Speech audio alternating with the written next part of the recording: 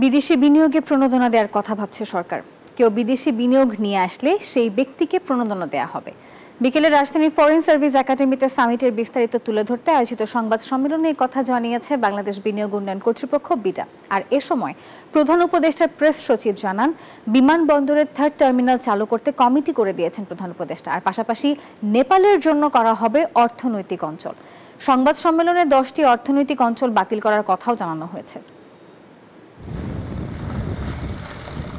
আওয়ামী সরকারের শেষ বিলাসী বাজেট চলতি অর্থ বছরের, যেখানে ব্যক্তি খাতে বিনিয়োগের লক্ষ্যমাত্রা নির্ধারণ করা হয়েছিল মোট দেশজ উৎপাদন বা জিডিপির 27%। দেশের বিদ্যমান অর্থনৈতিক পরিস্থিতিতে ওই লক্ষ্যমাত্রা অর্জন বিশেষজ্ঞদের দৃষ্টিতে অনেকটাই অসম্ভব।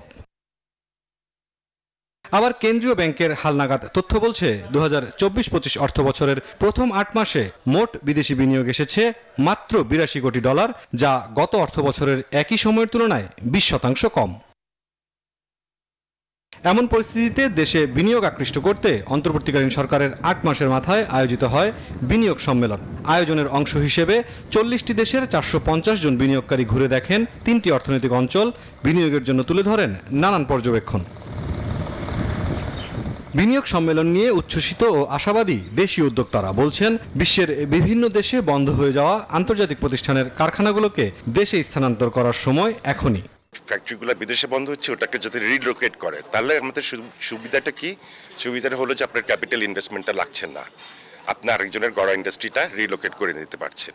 সেখানে আমাদের ওয়ার্কিং ক্যাপিটালের সহযোগিতা লাগবে, আমার দেশে অনেক কর্মসংস্থানও হবে। যে সামিটের পরপরই চায়না গভর্নমেন্ট বলছে যে 200 বিজনেস ডেলিগেটস নিয়ে চাইনিজ কমার্স মিনিস্টার আসছে বাংলাদেশে, এবং আমরা আশাবাদী যে এটা সাকসেসফুল হবে।